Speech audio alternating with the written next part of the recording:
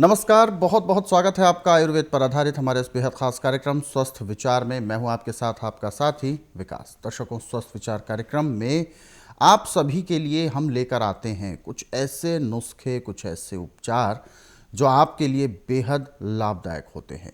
क्योंकि अक्सर हम जब भी अपने दैनिक दिनचर्या में होते हैं, अपने जीवन में, घरेलू ज़िंदगी में, हम अक्सर छोटे छोटे रोगों से घिर जाते हैं। या कभी मौसम बदलता है तो रोग होते हैं, या हम नॉर्मली कुछ ऐसी चीज़ें खा लेते हैं जिससे हमें परेशानी उत्पन्न होने लगती है। बस इस कार्यक्रम के माध्यम से हम आपके अंदर ये जागरूकता लेकर आने का प्रयास करते हैं कि जब भी आपके अंदर छोटी से छोटी भी कोई परेशानी महसूस होने लगे तो उसको आप नज़रअंदाज ना करें। क्योंकि गलत खाई गई चीज़ परेशानी का सबब बन सकती है, गलत तरीके से हमारी दिनचर्या हमारी परेशानी का सबब बन सकती है। तो ये सब चीज़ें आपके साथ ना हो, क्या कुछ हमें सुधार करना है, क्या कुछ हमें परिवर्तन लेकर आना है, और कैसे हमें अपने दिनचर्या को व्यवस्थित करना है, निरोगी रहने का मूल मंत्र इस कार्यक्रम के माध्यम से आपको बताया जाता है। और इन सभी विषयों में हमारा मार्गदर्शन करते हैं जाने माने आयुर्वेद के ज्ञाता गायत्री सिद्ध पंडित श्री लक्ष्मण दास रत्न भारद्वाज जी। चलिए, सबसे पहले गुरु जी का स्वागत करेंगे, कार्यक्रम की शुरुआत करते हैं। गुरु जी नमस्कार। नमस्कार। दर्शकों, गुरु जी का आगमन हो चुका है हमारे इस कार्यक्रम में, और आप सभी से हम अनुरोध भी करते हैं कि जब भी आप इस कार्यक्रम को देखने बैठे तो कॉपी और पेन लेकर ज़रूर बैठा करें। जो भी नुस्खे आपको बताए जाए उनको आप लिख ज़रूर लें। चलिए आगे बढ़ते हैं कार्यक्रम में और शुरू करते हैं अपने नए विषय पर चर्चा। गुरु जी, आज के इस अंक में हम बात करने जा रहे हैं पथरी। आम तौर पर पथरी के इन दिनों या इस दौर में इतने ज़्यादा केसेस देखे जाते हैं कि चाहे वो कोई भी वर्ग हो, युवा वर्ग हो, तरुण अवस्था हो, बुजुर्ग हो, सामान्य कोई भी हो, हर किसी के शरीर में पथरी की समस्या कभी ना कभी उत्पन्न हो रही होती है। और बल्कि अब तो ये भी देखा जाता है कि पथरी हुई एक बार, फिर उसका इलाज करवाया, फिर हो गई, ऐसा कंटिन्यू रहता है। तो सबसे पहले मैं जानना चाहूँगा, आखिर पथरी जैसी समस्या किस तरीके का रोग है? देखिए, पथरी पत्थर नहीं होता। अच्छा। इस बात को आप ध्यान से सुन लें जी। पथरी का मेन कारण है बिस्कुट, जी। ब्रेड, जी। परांठा, जी। तली हुई चीज़ें, मैदे की चीज़ें, इनके ऊपर से पानी नहीं पिया जाता। जी, लेकिन जितनी भी चीज़ें आपने गिनवाई हैं ये सभी तो भोज्य पदार्थ हैं खाने योग्य। उसी का तो मैं आपको उदाहरण दे रहा हूँ। जी जी जी। ये चीज़ें अंदर जाके पित्ते के अंदर, ब्लैडरी के अंदर, गुर्दे के अंदर ऐसे बैठती है जैसे पानी में पत्थर बैठता है। जी। जब इसको पानी समय के अनुसार नहीं मिलता तो सिकुड़ जाता है, पत्थर जैसा रूप धारण कर लेता है। जी जी जी। फिर उसके बाद जो है डॉक्टरों के पास जब जाते हैं कि मुझे यहाँ दर्द है, तो 36 किस्म के तो टेस्ट करते हैं। जी। फिर बाद में कहते हैं आपको पथरी है, बिल्कुल ऑपरेशन करना पड़ेगा, और एक जगह से निकाल दी दोबारा दूसरी जगह होगी। जी जी जी। पथरी का उपचार आज पूरे संसार में मेडिकल साइंस में है ही नहीं। पथरी क्या किसी भी रोग का नहीं है, ये तो मैं दावे से कहता हूँ। जी। क्योंकि मैं नाड़ी वैद्य हूँ, मैं किसी मशीन से टेस्ट नहीं करता, मैं रोगी से नहीं पूछता, कोई कागज पत्र नहीं देखता, किसी की उम्र का जायजा नहीं करता, जात पात नहीं देखता। बिल्कुल। बुधवार की मैं छुट्टी रखता हूँ, गुरुवार से लेकर मंगलवार तक नाड़ी परीक्षण करता हूँ। नाड़ी परीक्षण में जिस दिन आना उस दिन रात्रि 10 बजे तक खा पी के दातन कूड़ा करके बड़ी इलायची मुंह में रख के चूसते रहें। सुबह 9 से 10 के अंदर अपना नामकरण कराते हैं। 10 से 12 में नाड़ी परीक्षण करता हूँ। तो नाड़ी परीक्षण में मैं बोलता हूँ कि आपको ये तकलीफ है, रोगी से नहीं पूछता जी। उसके बाद दवाइयाँ देता हूँ, और दवाई लेने के 10 मिनट के बाद दवाई अपना असर दिखा देती है, और जहाँ सुन किया जाता था वहाँ रोग कटना शुरू हो जाता है। जी। ये जड़ी बूटियों की देन है। अब देखिए, पथरी के लिए 3 चीज़ें तो 24 घंटे आपके घर में रहती हैं। लहसुन, प्याज, अदरक। जी। आपको कभी भी कहीं भी कैसा भी दर्द हो जाए, लहसुन, प्याज, अदरक का रस निकालिए, चाहे इसको शहद में मिला के चाटें, चाहे हल्के गर्म पानी में मिला के पी लें, चाहे दूध में मिला के पी लें। पेट में जाने के बाद वो दर्द नहीं मिलेगा। जी। ये सबसे बड़ी चीज़ है। जी जी। और ये पत्थरी को ऐसे तोड़ता है जैसे रेत की ढेरी पे पानी डाल के ढेरी बराबर हो जाती है, रेती की ढेरी रहती और रेता पानी को चूस लेता है। जी ऐसे उसको खंड खंड करके तोड़ देता है। जी जी। अब इसमें जो चीज़ें पत्थरी तोड़ने की उनको डॉक्टर बंद कर देते हैं। पालक और टमाटर पत्थरी तोड़ने के लिए अमृत का काम करते हैं, परंतु इसका तरीका है कि पालक को धो करके जब उसमें पानी ना हो पत्ते में तो उसको सिलबट्टे पे पीस के चटनी बनाएं और सूती कपड़ा पहले पानी से गीला करके उसको निचोड़ लें, उसमें पानी नहीं होना चाहिए जी। अब उसमें से पालक का रस निकाल लें आप लगभग 25 से 30 ग्राम, और इसके अंदर फिर इतना ही आप गर्म पानी मिला दें। अब इसको पीने में आप आधा घंटा लगाएं, आपको पीते पीते पेशाब का प्रेशर बन जाएगा। जी। जितना आपको पेशाब प्रेशर से आएगा उतनी आपकी पत्थरी टूटना शुरू होगी। जी। रेते की भांति चूरा होकर टूट जाती है। जी। अब इसके बाद हर 3 घंटे बाद ताज़ा निकाल के फिर दो। जी। 4 या 5 खुराकें आप एक दिन में पत्थरी वाले को पालक के रस की दे देते हैं तो अब उसको दर्द नहीं पड़ेगा, परंतु 15 दिन में उसकी पत्थरी चाहे 50 mm की क्यों नहीं है, टूट के खंडन होके वो बिल्कुल साफ हो जाएगी। चाहे पित्ते में है, चाहे गुर्दे में है, चाहे ब्लैडरी में है, चाहे और भी कहीं है। जी। क्योंकि मैं नाड़ी वैद्य हूँ, मुझे 10,000 जड़ी बूटियों की पहचान है और मेरे प्रैक्टिकल है, मेरे अनुभव है, मेरी थ्योरियाँ नहीं है। जी। मेडिकल साइंस में, आयुर्वेद में, यूनानी में, होम्योपैथी, नेचुरल थ्योरी पढ़ी गई है, बिल्कुल। इनके पास प्रैक्टिकल नहीं है। यहीं पर ही मैं एक सवाल और जानना चाहूँगा, जैसा कि डॉक्टरी उपचार में अक्सर इस बात को लेकर खंडन भी किया जाता है डॉक्टरी उपचार में कि आयुर्वेदिक तरीके से जो शरीर के अंदर पथरी होती है उसको तोड़ा जाता है, चूर चूर किया जाता है और मल के रास्ते से या मूत्र द्वार के रास्ते से उसको निकाला जाता है। ऐसे में डॉक्टरी उपचार के माध्यम से ये कहना होता है उनका कि ये नलियों में जो जिस रास्ते से निकलती है वहाँ पे फंसने का भी डर रहता है। ऐसा कुछ नहीं है, मन गढ़ंत तरीके हैं। अब मैं जो बात कहूँगा डॉक्टरों को भी चुभेगी और जिनकी यूनिवर्सिटी हैं उनको तो चुभनी है। जी। आजकल जो प्राइवेट यूनिवर्सिटियाँ बनी हैं इनमें जिसने फीस दे दी वो घर बैठा रहे, अपना सर्टिफिकेट ले, इनका अपना अनुभव नहीं है। आपको इस वक्त चाहे प्राइवेट हॉस्पिटलों में लें चाहे गवर्नमेंट हॉस्पिटलों को लें, 100 में से 10% मिलेंगे असली डॉक्टर, 90% नकली हैं। और सबसे बड़ी हमारी जो लापरवाही है, हम कोबरे सांप का जहर, मरे हुए जानवरों का हड्डियों का चूरा और केमिकल खा के अपने शरीर की बर्बादी कर रहे हैं। रोग बढ़ रहा है, घट नहीं रहा। जो ये दवाइयाँ हैं ये सिर्फ रोग को दबाने के लिए होती है। जिस अंग पे आपको तकलीफ है उसको आपको सुन करती हैं, रोग काटती नहीं है। परंतु स्वस्थ विचार एकमात्र आश्रम ऐसा है जिसमें किसी रोग को दबाया नहीं जाता, हर एक रोग को जड़ से समाप्त किया जाता है। और स्वस्थ विचार की दवाई सारी उम्र नहीं खानी पड़ती, किसी को 15 दिन, किसी को महीना, किसी को 1.5, किसी को 2 महीने। जो बहुत ही लापरवाह है वो 3 से 4 महीने लेते हैं, रोग खत्म होता है, दवाइयाँ बंद हो जाती हैं। स्वस्थ विचार की दवाइयों में ना तो कोई केमिकल है और ना ही इनके बीच में किसी किस्म की कमी है। यदि आपके अंदर रोग है तो उसको ऐसे चाटेगी ये दवाई जैसे दीमक लकड़ी को चाटती है। यदि रोग नहीं है तो आपको नुकसान नहीं होगा। एलोपैथिक दवाइयों में यदि आपने ओवरडोज दवाई खाई तो भी नुकसान करेगी, अंडरडोज खाई तो भी नुकसान करेगी, पूरी खाई तो उसकी खुराक बढ़ती जाएगी, रोग कटेगा नहीं। परंतु स्वस्थ विचार में तो हर एक रोग को ऐसे समाप्त किया जाता है जैसे कूड़े करकट के ढेर को माचिस की तिल्ली जला के समाप्त करती है। अब रही पथरी की बात।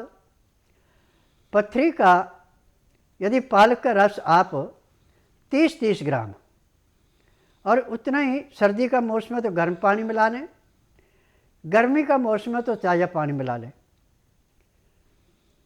और 60 ग्राम पीने में आप 20 मिनट का टाइम लें। पीने के आपको आधे घंटे के अंदर खुल के पेशाब आना शुरू हो जाएगा। दर्द तो आपका उसी टाइम समाप्त हो जाएगा जिस टाइम आपके अंदर 2 घूंट चले जाएंगे जी। ये इतनी जल्दी असर करता है। अब पालक का रस आपको अच्छा नहीं लग रहा तो चुकंदर भी आजकल 12 महीने मिलता है, तो चुकंदर का रस ले लें। सर्दी का मौसम है तो उनसे गर्म पानी मिला लें, और गर्मी का मौसम है तो ताज़ा पानी मिला सकते हैं। अब तीसरे नंबर पे है मूली। परंतु मूली के अंदर एक विशेषता है कि मूली चाहे आप जूस पिएं चाहे मूली को खाएं, उसका पत्ता खाना जरूरी है। यह हर एक चीज़ को भस्म कर देती है, परंतु खुद पचती नहीं जब तक इसका पत्ता न खाया जाए।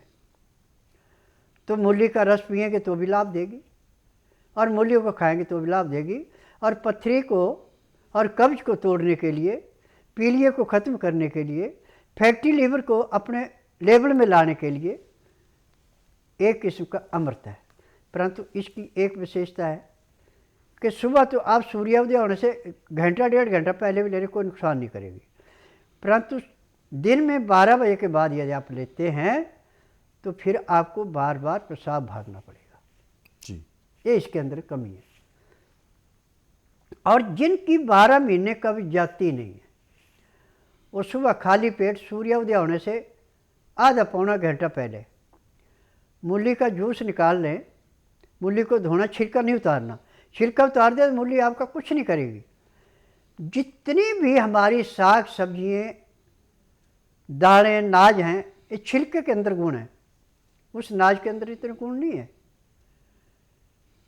अब उसका जूस निकाल के आप हल्का गर्म करके थोड़ा नींबू का रस मिला के 1 गिलास जूस पी लेते हैं तो पीने के 20 मिनट बाद आपका पेट साफ होता है, चाहे कितने भी भयंकर से भयंकर कब्ज आपको जी। और इसका साइड इफ़ेक्ट कोई नहीं। जी। जैसे कोई दवाई ज़्यादा ली जाए, जैसे कैम चूर्ण लेते हैं। कैम चूर्ण जो महीना 1.5 महीना लगातार लेता है उसकी आंतें कमज़ोर पड़ जाती हैं, फिर उसको बिना कैम चूर्ण के पेट साफ होगा नहीं। जी जी।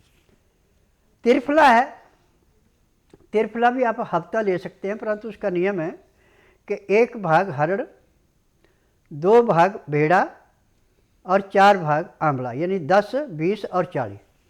इस रेशा से बना के कूट के आप गाय के घी में भून करके 3 से 5 ग्राम की खुराक ले सकते हैं। आप इसको गाय के दूध से भी ले सकते हैं, गर्म पानी से भी ले सकते हैं।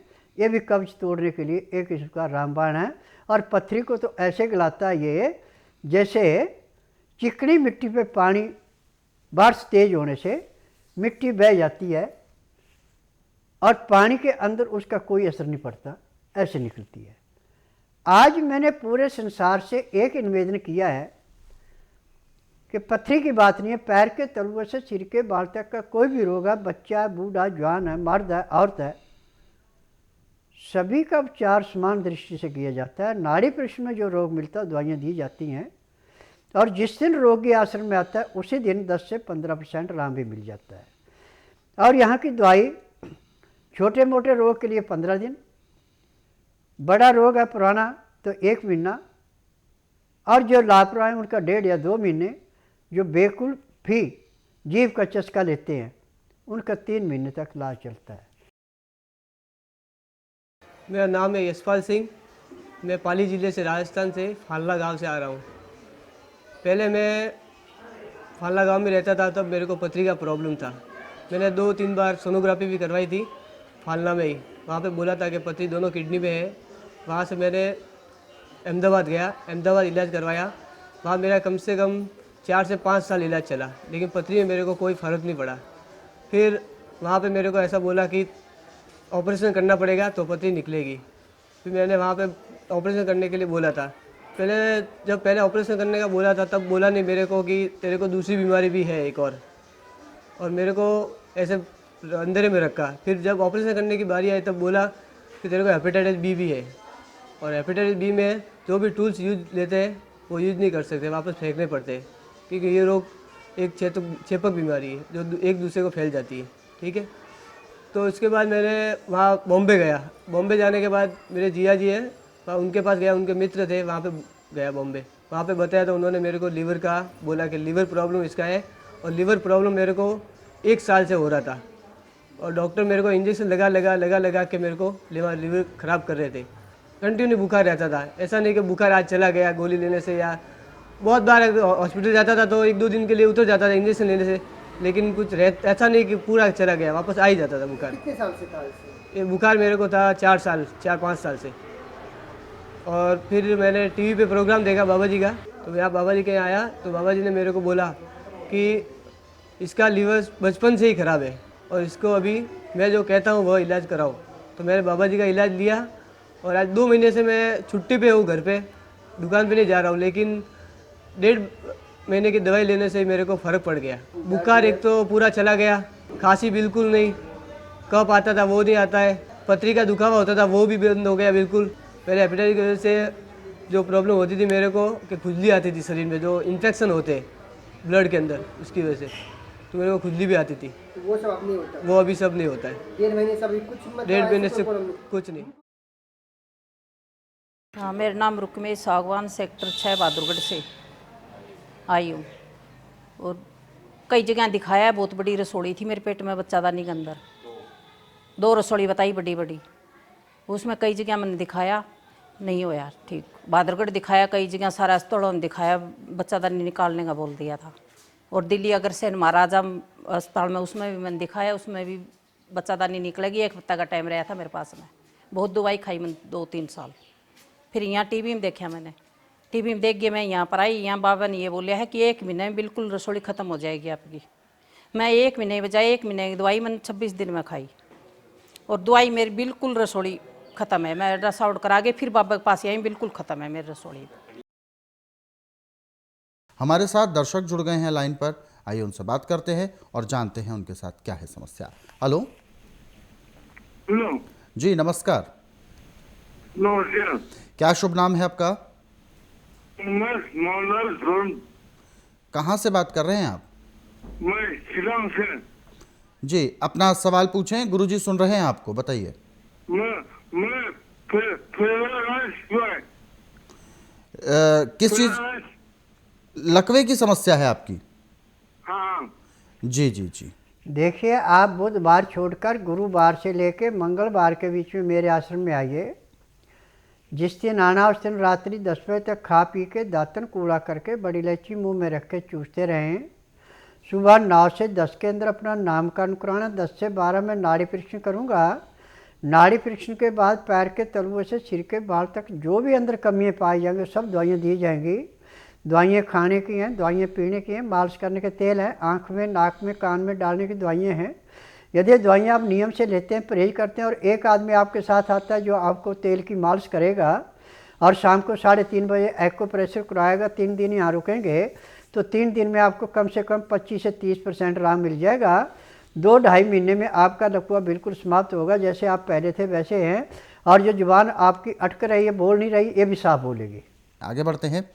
जिन दर्शकों ने हमें अपने मैसेजेस भेजे हुए हैं उनसे हम बात कर लेते हैं। पहला सवाल हमें भेजा है, इनका नाम है महेश दास जी, और इन्होंने सवाल भेजा है कि पूरे शरीर में खुजली जैसी समस्या रहती है। हालांकि प्रॉपर उसे खुजली नहीं कहा जा सकता, जैसे चींटियां चलती हैं, इस तरीके की उनकी समस्या है।